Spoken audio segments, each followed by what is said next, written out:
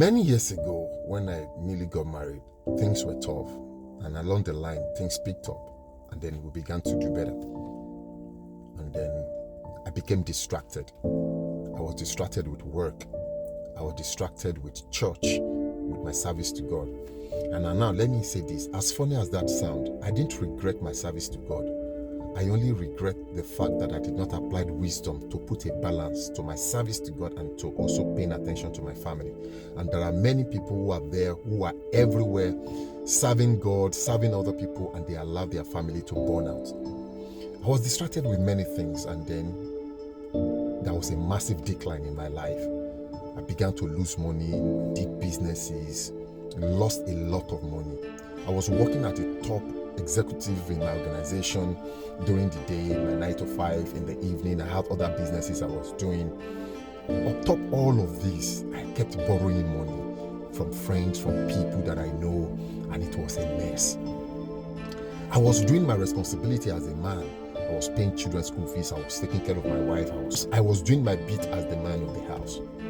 But things weren't working. On the outside, it looks that we're doing well, but within, I know that there's a lot of pressure, a lot of burden. So somebody advised me one time and said I should go back home and ask my wife something that I'm doing that she doesn't like, or is there anything she needs me to improve on? And then I went back home and asked her, and she said, no, you're doing everything well, you're providing for the kids, you're taking care of them. But I pressed further, and then she opened up. Basically, all she said was that she needs me to spend more time with her. It was at that point I realized that I've created a lot of gap, and then that was why things were the way they were. And to make the matter worse, I began to, struggle to making that decision. But something great happened to me. It was like a universe was working. After I had that conversation, the universe was working on my behalf. And then it helped me to cut off many encumbrances, cut off many baggages. At that time, when things were shedding off my life, it was so tough. I felt the whole world was crumbling against me. But I never knew God was working and sanitizing my life, cutting off people, cutting off structures, cutting off things out of my life that was, that I needed to cut off for me to be in the right place. And then things, boom, begins to pick up. Life began to have meaning, cleared all death, and my life began to have shape again. This is the month of June, and it's the month of the fathers. If you're a man out there and you are struggling, things are not working, you are working so hard, but you have nothing to show for it, I want to advise you, go back home.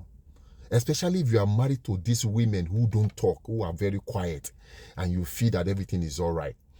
Go back home, ask that question. Is there anything I'm doing that you don't want, or is that something you want me to do better? Ask that question, and when they tell you, take action, make amends, then you will see that life will begin to have meaning, and then you will stop struggling.